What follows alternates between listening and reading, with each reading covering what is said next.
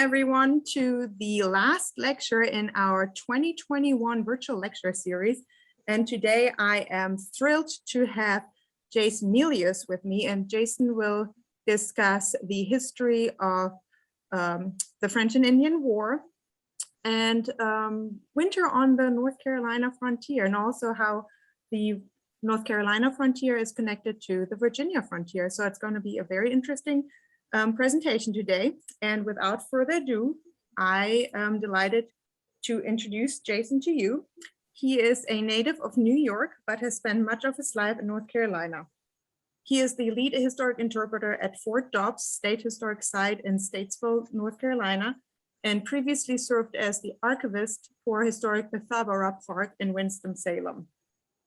He has been involved in public history for 28 years, and he has guest lectured for universities, historic sites, and the National Park Service. He also published articles focusing on 18th century material culture, colonial history, and Southeastern Native American topics such as tattooing practices.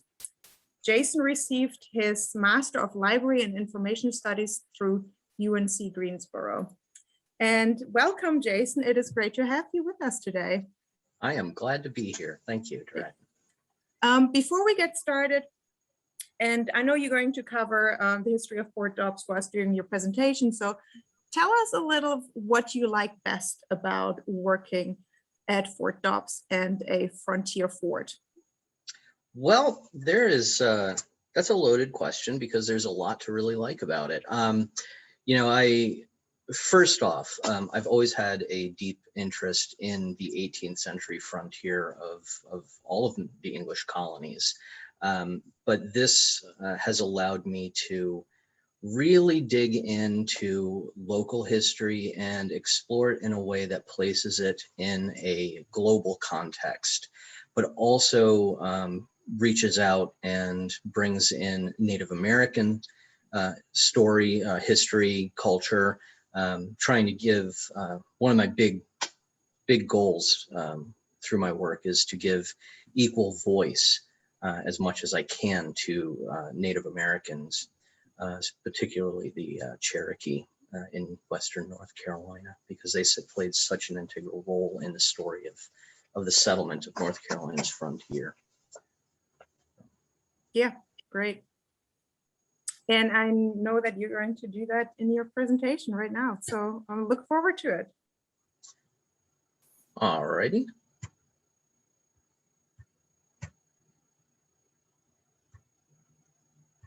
All right, it'll open eventually, I guess. Looks all right. So the title that I selected here, beginning at a white oak and runs east 130 poles, is taken from a survey entry that was done in 1752. Much of what the research that I've done on the frontier of North Carolina has revolved around settlement patterns and who the people are that establish themselves and how they got there.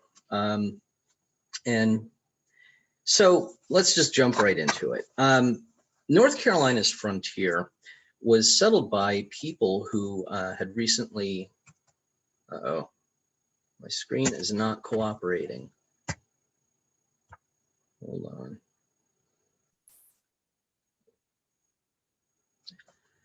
North Carolina's frontier was settled by people who had recently immigrated from Pennsylvania, Maryland, and Virginia, and they followed the Great Wagon Road.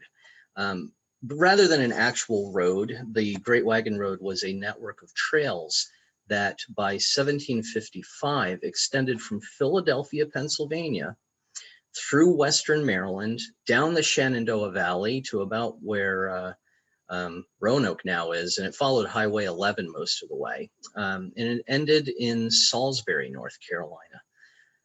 Many of the settlers that moved to North Carolina seem to have migrated south in stages. Often they settled in Western Maryland or even Augusta County before coming to North Carolina. Very frequently, entire communities would uproot and move within a year or so. These people tended to establish themselves in pockets along the frontier based on religious and cultural background. For instance, in what is today Winston-Salem, North Carolina, that area was settled by a proto-Protestant religious group from called the Moravians. Just west of them is the English settlement, which was predominantly Quaker. And then the Fourth Creek settlement, which I'm going to be focusing on, it's where Fort Dobbs was eventually erected. That was primarily a Scots-Irish Presbyterian community. Now, the stories of these settlers are all fairly similar. Folks were coming to North Carolina due to the allure of incredibly fertile and inexpensive land. And while most were farmers, there were quite a few skilled tradesmen on the frontier. The composition of the Fourth Creek settlement in what is now Statesville, North Carolina, is pretty indicative of most frontier communities. By 1755, there were a total of 35 families there. These were mostly farmers, but 13 of the heads of household were skilled laborers in a number of different trades. For instance, there was a blacksmith, a clothier, a cooper, cordweaner, 2 millers, 5 planters, 1 surveyor, 1 schoolmaster, 3 tailors, and 2 weavers. But I want to take a look at one person in particular.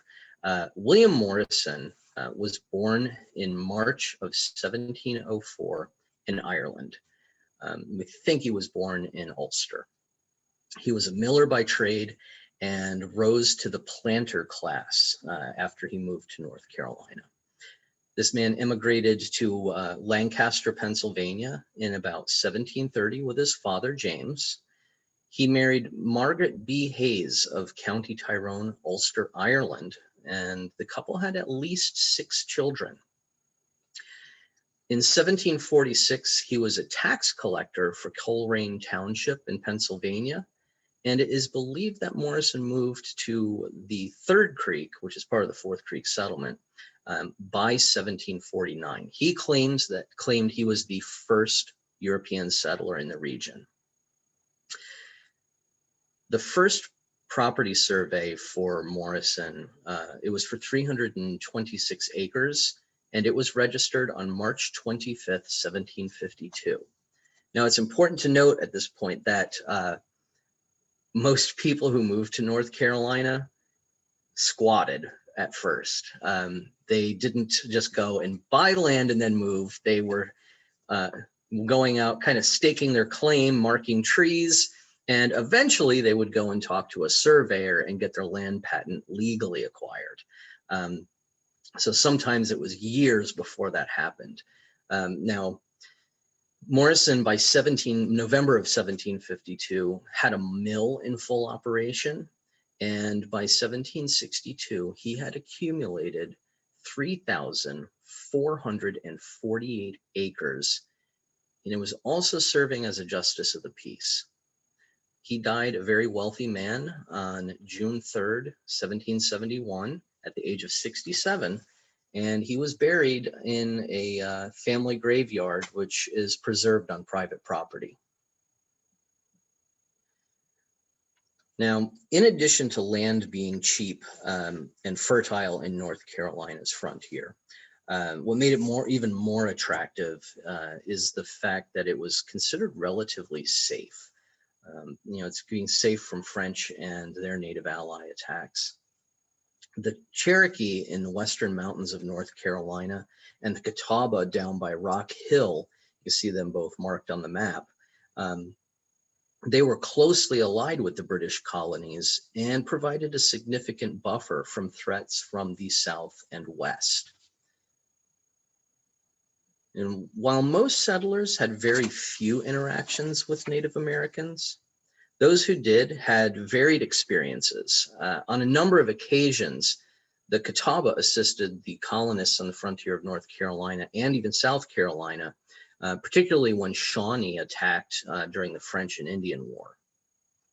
But occasionally, as happens when you have two different cultures near each other, misunderstandings arose. And in August of 1754, William Morrison lodged a complaint against a group of Catawba Indians who had come to his mill to grind corn. they attempted to pour water into his meal in order to make a traditional drink, and a scuffle ensued. I'm going to read a excerpt of his account. It says, this is from a treaty between North Carolina and King Hagler of the Catawba. It says, then William Morrison appeared to support the complaint that was by him made to the officers of a late courts-martial held in Rowan County, concerning the Indian insults to him at his own house some time before, when they had came to his mill and attempted to throw a pail of water into his meal trough, and that he would be prevented, and he would prevent them. They made many attempts to strike him with their guns over his head, to which some of the Indians said that they had intended to do with the water was all to make a handful or two of meal into some kind of drink, with which is their custom. So sometimes scuffles arose because of cultural differences, but by and large, up until the end of 1758, most interactions between settlers and Native Americans were quite positive. But things would change drastically in the spring of 1754. This caused a flood of settlers to pour into the frontier of North Carolina, or it slowed the pour of settlers into the frontier of North Carolina almost to a trickle. Up until 1754, and actually in 1754, Virginia had laid claim to Western Pennsylvania and the Ohio country. However, there's a couple small problems with that. First, there were tens of thousands of Native Americans living there. And second, the French had economic control of the region because they had built a fort at a place back then known only as the Forks of the Ohio River. That is modern day downtown Pittsburgh, Pennsylvania. And this French fort, called Fort Duquesne, stood right in the way of Virginia's land claim. And so to solve this problem, Virginia raised an army. And command of this army fell to a 22-year-old hothead with no military experience whatsoever, a kid named George Washington.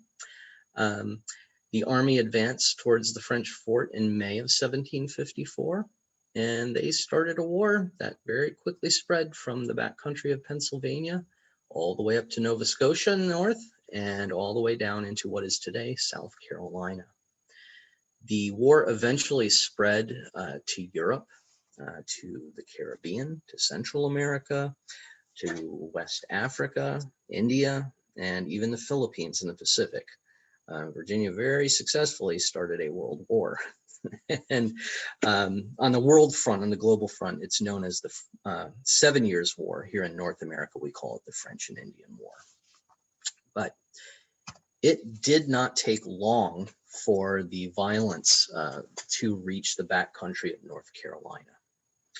On June 16th, 1754, a party of French allied Native Americans believed to have been Shawnee attacked a settlement on Buffalo Creek, which you can see on the map at the bottom. That is in 1754, this was part of North Carolina. Today it's in South Carolina, because North Carolina and South Carolina couldn't agree on what their border was until 1772. But this group attacked and wiped out a settlement. And this brought the violence to the doorstep of North Carolina's frontier. It's following up on the attack. A group of militia and Catawba Indians buried 16 bodies, and it's believed that 10 others were captured and brought north.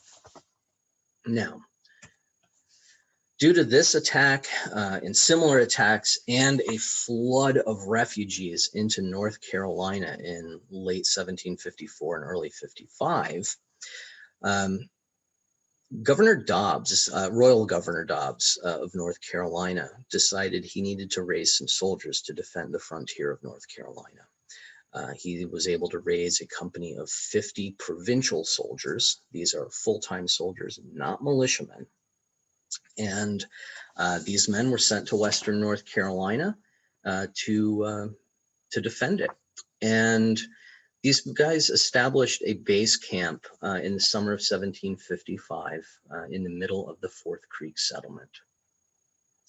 In late 1755, they began constructing Fort Dobbs. Probably believe it was in about December of 55, and it was completed by the end of October of 56. They built a gigantic blockhouse, and that building served as a living quarters for the men, certainly a place they could defend. It's a place that refugees can seek shelter, and it was a big supply depot. One of the unique things about the frontier of North Carolina is that most of these settlers were pretty poor, and the vast majority of them didn't own guns. We estimate that about maybe 25% of the frontier population owned a firearm. So one of the things that the colony of North Carolina did was, rather than raise a bunch of troops for the frontier, they sent a bunch of guns to Fort Dobbs so that the commander could arm the local inhabitants and create a militia that was effective in helping to defend themselves. So Fort Dobbs was also an arms depot. Now, to the north of North Carolina, in Virginia, in about the same time that Fort Dobbs was being constructed, George Washington proposed a chain of forts extending along the Virginia frontier from Maryland to the North Carolina border. These forts, generally speaking, were constructed along a line just west of the Blue Ridge Mountains and east of the Alleghenies. Now, fortunately for North Carolina, Virginia's frontier bore the brunt of the attacks during the French and Indian War at the hands of French Native American allies and occasionally even French troops. Fort Dobbs, while it was a little ways away and another colony away, this was connected to the Virginia forts, and it was most directly connected through Native Americans. Catawba, Cherokee, and even Mohawk warriors visited Fort Dobbs on a number of occasions. For instance, in late 1757, a party of Cherokee and Mohawk stopped at Fort Dobbs while en route from New York to Fort Loudon in what is now just south of what is now Knoxville, Tennessee. And that was in the heart of the Cherokee Overhill settlements. This party had traveled roughly following the path of the Virginia forts rather than the Great Wagon Road, because they were supposed to stop at each fort for supplies rather than testing the patience of the settlers for supplies. And the same happened in North Carolina. Ensign Richard Cogdell and Dr. Andrew Cranston, along with some North Carolina Provincial Soldiers, accompanied this large delegation to their final destination. And while passing through the frontier of North Carolina and even in Virginia, parties of Native Americans were typically accompanied by soldiers, or what were called conductors. Conductors were typically men who were somewhat familiar with Native Americans, and especially if they're familiar with the area that they're passing through. And they're basically charged with helping to safely conduct the Native Americans through the more populated areas. They made sure that locals didn't sell the natives liquor. They paid for provisions along the way and were reimbursed by the various colonies. And in general, they served as intermediaries from point to point. This was done so that they could keep relations safe and friendly. In fact, this snippet on the slide is the top part of a letter that was written by Major Hugh Waddell, the commander of Fort Dobbs, to Dr. Andrew Cranston in 1757. It's in the North Carolina State Archives. The complete letter is. And it is a transcription of the orders given by George Washington in Virginia about how to conduct this party of Cherokee and Mohawk all the way to Fort Loudon. There's actually a number of copies of this letter in different forms as it was transcribed and given to different groups of conductors all along the path of march, but this is the top part of it. And if anybody's really interested in it, I can get you a transcription of it at the end. We'll give you my email information. Now, back to Virginia and North Carolina's relationship. Thanks to Virginia settlers, things began to change in late 1758. Throughout 1757 and 58, we had Cherokee and Catawba passing through North Carolina and Virginia on their way to Pennsylvania. These warriors were destined to help the British Army and provincial soldiers capture Fort Duquesne during what was called the Forbes Campaign of 1758. But while traveling home in late 1758, a significant number of Cherokee, as many as 40, were murdered by Virginia civilians in Augusta County, Virginia. The motives aren't clear, but period sources make a number of claims. Some say they killed a cow, the Cherokee killed a cow. Others say that they stole horses. There's really no clear reason why, but Virginians murdered Cherokee. And this rightly upset the Cherokee. They had spent close to a year, about 600 miles from home, fighting for these people, and they get murdered by them after some pretty harsh treatment at the hands of General Forbes. So the Cherokee, they needed to get revenge, justice for their murdered. And in April and May of 1759, the Cherokee attacked settlements in western North Carolina between the Catawba and Yadkin Rivers. They killed an equal number of settlers as Cherokee were killed in Virginia. And this sent North Carolina and South Carolina into a panic. And this, there was a continuous escalation of events, but ultimately, Governor Littleton, the royal governor of South Carolina, demanded that the Cherokee turn over their attackers to be executed. And this caused the Cherokee to begin to send a peace delegation to Charleston in 1759. And these guys, these 38 chiefs, were trying to prevent any further bloodshed. They're trying to maintain the alliance that was very tenuous at this point. Governor Littleton took them hostage. These Cherokee chiefs were hauled into the backcountry to a place called Fort Prince George in the backcountry of South Carolina, right in the midst of the lower Cherokee towns. And shortly thereafter, this really upset the Cherokee, and they began attacking western South Carolina. And ultimately, many of the Cherokee delegates' hostages were murdered. And that really pushed the Cherokee completely over the edge, and they declared open war by 1760, by early 1760. They began attacking, the Cherokee began attacking widespread as far north, as far east as the Yadkin River in North Carolina.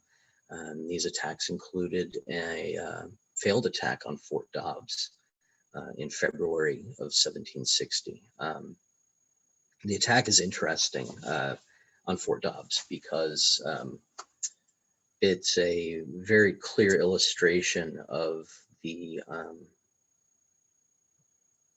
intelligence and cunning and the tricks that the Cherokee had up their sleeve to deal with forts.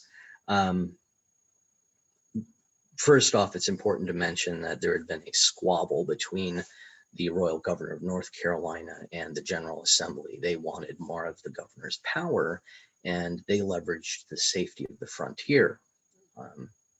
By 1760, by February of 1760, the General Assembly reduced Fort Dobbs garrison to 30 soldiers. And by the middle of February, there were dozens of refugee families living in the fort for shelter. And about the last week of February or so, these people at the fort started seeing Cherokee warriors showing up around Fort Dobbs. And they show up very frequently in very small numbers. And every time they do, Hugh Waddell, the commander, would send soldiers out to attack the Cherokee and drive them off. And every single time, the Cherokee would run away without fighting. And they did this time after time. And what they're doing is trying to figure out how many soldiers are in the fort. They're setting the soldiers up with a false sense of security. You know, you repeatedly see Cherokee who don't stick around to fight. They seem to pose less of a threat. And more importantly, they're trying to gauge how far they can get those soldiers to chase them away from the safety of the fort. Well, on the night of February 27th, 1760, the people in Fort Dobbs, somewhere between 8 and 9 o'clock at night, heard what they thought were the sounds of dogs barking about 300 yards from the fort. They assumed there was a couple Cherokee outside, so Hugh Waddell, the commander, took one other officer and 8 privates, and the 10 of them went down to the spring in the dark. And instead of the Cherokee running away, those 10 men were ambushed by a party of between 60 to 70 Cherokee. The soldiers, as soon as the Cherokee opened fire with their guns, the soldiers drop to the ground and they take cover, and Hugh Waddell tells them not to shoot back. Essentially, you're going to be wasting your shots in the dark. Rather than shoot back, he has his men hold their fire and wait. And they wait until the Cherokee charge at them, and they let them get to within 12 paces, 12 steps. And at 12 steps, the 10 men opened fire, and each one of their guns was loaded with a musket ball and 7 buckshot. And so there was shotgun blasts at very close range. And the shock of this discharge gave the soldiers a chance to start running for their lives back to the fort. About midway back to the fort, they ran straight into a second group of Cherokee who had snuck in behind them to cut off their retreat. And the soldiers, it's believed they fought hand to hand with the Cherokee. And with a massive amount of effort, they managed to break through and get all 10 men back inside of Fort Dobbs alive. That's when the battle ended. It lasted maybe 10 to 15 minutes. It was very short and terrifying. But at the end of the battle, they had discovered that a young refugee boy had been shot and killed outside of the fort's walls. 2 of the soldiers were severely wounded. One died of his wounds a month after the battle. And Hugh Waddell claims that that they killed or wounded at least 10 to 12 Cherokee. But it was dark out, so they couldn't be sure. The next day, they found a bunch of blood trails. And they also found only 1 body, but all of their horses, 6 of their horses had been stolen. And that was it. It's the only time Fort Dobbs was attacked directly. However, instead of attacking Fort Dobbs again, the Cherokee began attacking the entire frontier of North Carolina, all the way through South Carolina and into northern Georgia. And these attacks continued and intensified throughout the early 1760, until finally the British sent a small army to South Carolina. And that army marched into the backcountry, burned 10 Cherokee towns to the ground, and tried to get the Cherokee to come in and discuss peace. But they were dissuaded. It turns out later on, the British found out that a traitor had gone and told a party of 200 Cherokee peace delegates that the British were trying to trick them, and they had smallpox that they were going to infect them with, and they were trying to kill them all, which was a lie. But it caused the peace negotiations to never materialize. Ultimately, this little British army marched deeper into Cherokee territory. They thought if they could burn more towns, it would force the Cherokee to come and negotiate peace. Ultimately, those guys were, this British army of about 1,200 soldiers was defeated in a substantial battle just south of the modern town of Franklin, North Carolina, southwest of Asheville. Following this Cherokee victory, the Cherokee turned around and went straight back to attacking the frontier of North Carolina, a little bit in southwestern Virginia, and they actually also captured a fort that South Carolina had built in the Cherokee Overhill settlements called Fort Loudon. And this led the British to send a second army to South Carolina in 1761. This army, it was a little bit larger, actually substantially larger than the first one, but it was commanded by a man named Lieutenant Colonel James Grant. Grant had also fought with Montgomery's campaign in 1760, the one that was defeated. They arrived in Charleston on January 10th, 1761, and slowly made their way to Fort Prince George in the backcountry of South Carolina, which they were going to use as a staging ground. Grant recognized that the colonies bore a great deal of responsibility in starting the Anglo-Cherokee War. So much so that he sent letters to his boss, Lord Jeffrey Amherst, trying to appraise him of the situation and get him to recognize that things aren't as one-sided as South Carolina would like us to believe. And the long and short of it is that that Amherst essentially told Grant to shut up and follow his orders. So Grant marched his army into western North Carolina, and they spent from June 10th to July 4th destroying approximately an additional 18 Cherokee towns.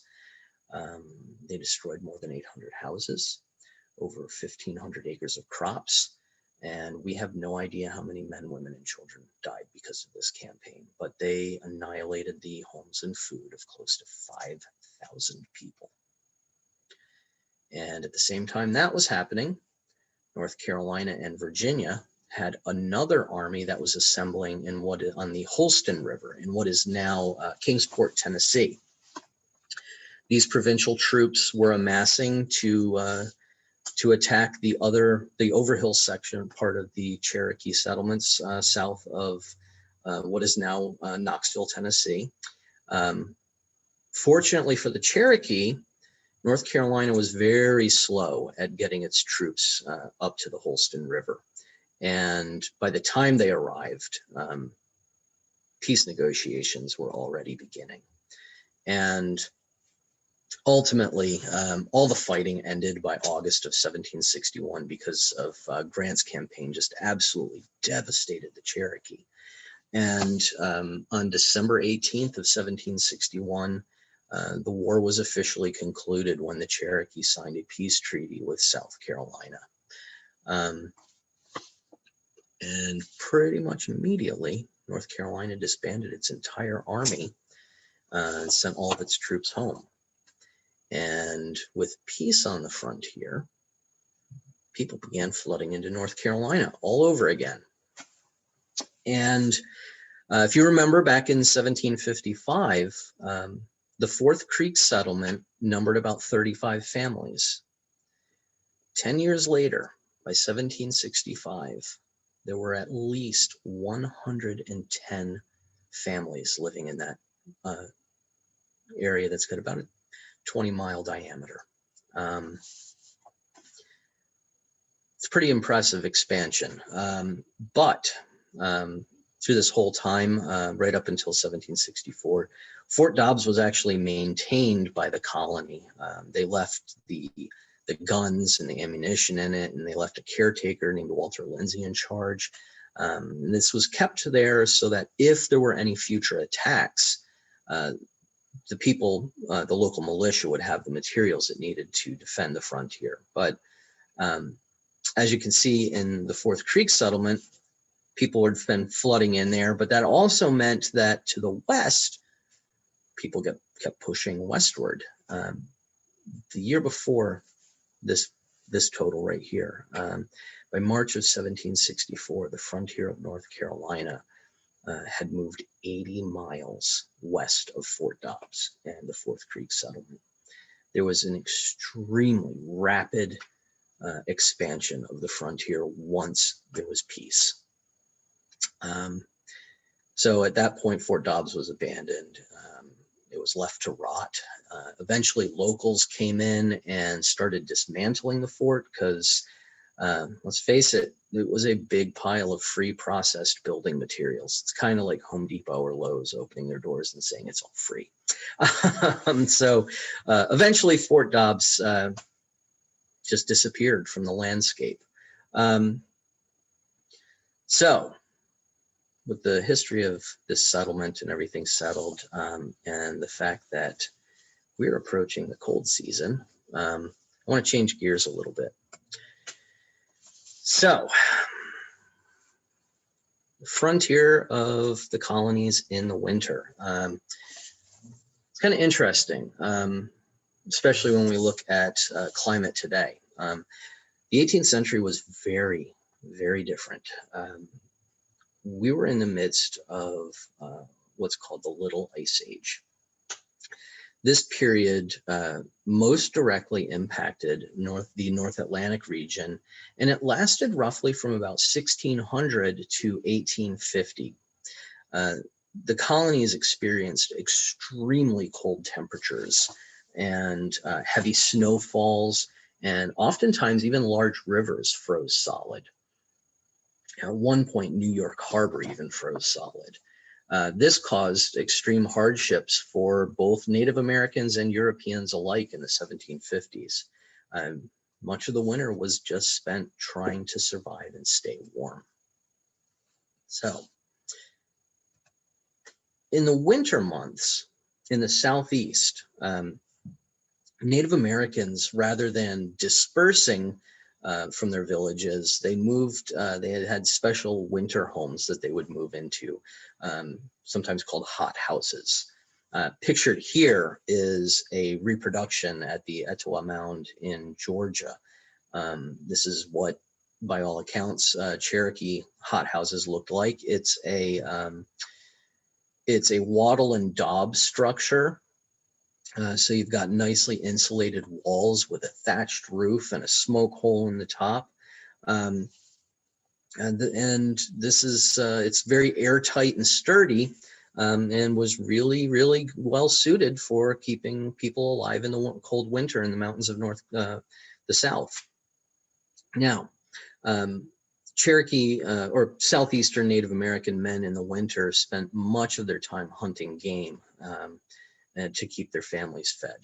Now, conversely, in the European settled portions of the frontier, people engaged in a number of winter activities. It was so cold back then that even maple trees could be tapped in North Carolina. Sap was collected and boiled into syrup and crystallized into maple sugar. We know this from the records that the Moravians kept. They even were making maple syrup vinegar. But the settlers spent the winter months repairing tools. They collected fire ash and animal fat so they could make lye soap. And they also spent time, when there was no snow on the ground, clearing land for fields. The settlers were surviving on foods that had been stored up and preserved for the winter. They consumed salted and fresh meats, mostly beef and hog, as few people on the frontier were hunters. They ate pickled vegetables like sauerkraut, cucumbers and beans, dried fruits like apples and peaches, sweet and white potatoes, squash, pumpkin, carrots, turnips, onions, kale, and even chestnuts. Now, speaking of chestnuts, it's going to be Christmas soon. And Christmas on the frontier is a very different beast from Christmas today. Oops.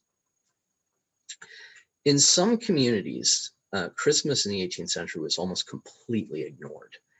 For the Scots-Irish in the Fourth Creek settlement and the Quakers in the English settlement, the day was pretty much spent like any other day of the week or year.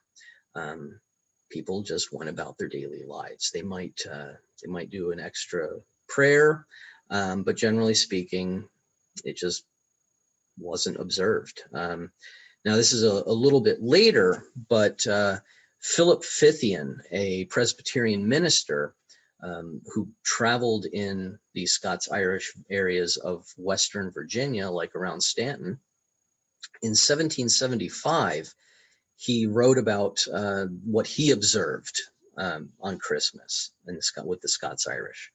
He said, quote, "Christmas morning, not a gun is heard, not a shout, no company or cabal assembled. Today is like other days and every way calm and temperate. People go about their daily business with the same readiness and apply themselves to it with their same industry," end quote. So yeah, Christmas was not observed by Scots-Irish Presbyterians in particular and Quakers. But there were people that did celebrate Christmas, particularly the Anglicans, Lutherans, and Moravians. They were a little different. Still not like today's Christmas. Capitalism wasn't a thing as much yet. The holiday was recognized primarily with religious and secular observances. People would decorate their homes and churches with holly, ivy, pine boughs. They might hold special church services, and in towns, some even caroled. Sometimes people had bonfires and they fired off guns in feu de joie. Really, depending on where you were on the frontier, Christmas, the celebration of Christmas varied a great deal. But in the Fourth Creek settlement and other Scots-Irish areas, it was another day. All right, we talked about a whole lot of different stuff. It's kind of hard to summarize all that, but I think at this point, I would like to direct you to check out fortdobbs.org. This is the website for the place I work. We have, it's a really cool museum. I'm gonna give myself a plug here. Check that out. And I think at this point, we're probably gonna turn this over and turn it into questions, aren't we? Absolutely. That was fascinating. Thank you so much, Jason. What a wonderful presentation. Thank you. I really appreciate that. If you'd like to unshare your screen. There we go. I made so many notes during your talk. I don't think we have time for all of these questions, but I'd like to, I have a bunch of different questions. Let's see how much time we have, but I'd like to start off with the example that you gave of the murder of the Cherokee travelers in Augusta County in 1758. Yeah. Before the Anglo-Cherokee War. Do you think that there may, so one of the things I'm usually interested in is the attitude of colonial authorities versus what's actually happening on the ground. So do you think there may have been a disconnect between the policies of colonial authorities towards American Indians and then the attitudes and the interactions of the settlers on the ground in regard to American Indians? I am glad you asked this. This is a very tricky gray thing. First, when you have these parties that are traveling along the back country, in Virginia, most of the time the Cherokee and the Catawba are instructed to go from fort to fort for their supplies. Now, in Native American culture, when you're traveling through their towns as a friend, you could pretty much go anywhere and anybody will give you supplies. You don't have to go to an individual structure to get supplies and food. They have a very different take on personal possessions, and they're much more giving than settlers are. So that is probably where the claims that they killed a settler's cow, that is entirely possible, because in Cherokee eyes, they're doing service for these people and they're supposed to be friends, so they can take what they need without question. On top of that, the Cherokee were ticked off because they were poorly treated during the Forbes campaign, because Forbes really did not understand Native diplomacy. But also, there's another factor that compounds this. In the Valley of Virginia, throughout 1756, 57, and even into the beginning of 58, the Shawnee kept coming in, and they would waylay people, almost like highwaymen, and they would tell people they were Cherokee. So, but there's because there's some really neat accounts where the settlers are going, yeah, they were Shawnee. They told us they were Cherokee, but we know they're Shawnee. So you've also got that thing factoring in, where people are getting beat up, attacked, and sometimes just robbed by Shawnee who claim they're Cherokee. So that may factor into these attacks as well by the settlers. Did that answer it? Yeah, absolutely. It's just scary, and at the same time fascinating how a misunderstanding in each other's custom can lead to terrible violence like that. Yes. My other question goes in a very different direction, but when you study colonial and early American history, you often come across the terms farmers, and then you hear, especially in the Southern context, planters. Can you enlighten us a little? What's the difference? Yeah, this took me a little bit to figure out. So in the 17th century, a distinctive class began to develop, originally in Virginia, but it spread through the Southern colonies, and that's the planter class. The frontier was settled by people who, most of them were coming to be settlers, to be farmers. And due to the nature of cheap land in North Carolina, they could accumulate a lot of land, and they accumulated wealth pretty quickly. And it's oftentimes these people were propelled into this planter class, and they were no longer yeoman farmers. Yeoman farmers, quote, they work the land themselves. They have smaller holdings. Planters have much larger land holdings, and oftentimes, most of the time, also owned enslaved people. And the extreme frontier of North Carolina was no different than any other parts of the Southern colonies. You see a rapid expansion of slavery to the west. But the planter class it's very similar to British gentry. It's the upper class, and they expanded rapidly on the frontier. In fact, William Morrison, who I talked about, he went from being a miller to a planter within a few years of settling on the frontier. Yeah, his story is definitely very, very interesting, and I suspect very much the ideal of what most settlers hoped for themselves and their families. Yes. Yeah. And then the last question I have is about Fort Dobbs and its architectural design. I'm not really familiar with a lot of forts south of Pennsylvania. Fort Necessity, of course, is very, very small, very rudimentary. But then you have Fort Loudon in Pennsylvania, and then the big one, Fort Ligonier, which are all recreated right now. But Fort Dobbs looks very different. Yes. Was that typical for the area, or why was that created in such a way compared to the other forts? Well, one of the things that I failed to mention was that this is the only fort that the colony of North Carolina built on the frontier. Okay, they had started to build a fort in 1757 for the Catawba, but that was abandoned. North Carolina recognized that the frontier of this colony, while settlement slowed beginning in 1754-55, they realized that once the war was over, the colony would expand rapidly west, and having a large fort was kind of useless. They needed something that was going to last maybe about 10 years or so.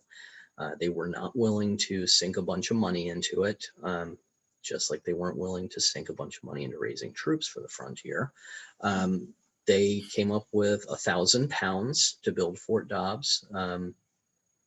And for £1,000, you do not get a walled fort with a bunch of small buildings inside of it. You get a blockhouse. I mean, that thing didn't even have a foundation. The logs were set directly on the earth. Now, there's some interesting thoughts about the design and architecture of the fort. We do know that Governor Dobbs served in the Highlands of Scotland in the British Army before he was royal governor. And in the Highlands of Scotland, there is a fort, a barracks, Ruthven Barracks, that archaeologist, oh, I always go blank. I apologize. All right, Larry Babbitts. Larry Babbitts suggested that Fort Dobbs was somewhat based on Ruthven Barracks. We don't 100% know what Fort Dobbs looked like. What we have is a best guess because the original plans didn't survive. But we think that, or Babbitts thought that Governor Dobbs basically kind of took Ruthven Barracks, altered it to fit the North Carolina landscape and materials, and created Fort Dobbs based on this thing. It's maybe not, don't know. We do have a description of Fort Dobbs by the inspectors of the colony in October of 1756, wherein they lay out the dimensions of the fort, which is what is recreated. We base the recreation on these dimensions and 60 some years of archaeology. Yeah. So it's weird. Perfect. Yeah. Well, it looks very intriguing, and I'm certainly trying to make a trip down and I hope you visit can. Fort Dobbs. That would be wonderful. So, and I invite all of our viewers. I'm going to use that as a segue to finish off our talk. But yes, please visit your local and other regional historic sites that and there are many of us like Fort Dobbs or the Frontier Culture Museum in Stanton, Virginia. So Jason, thank you so much again.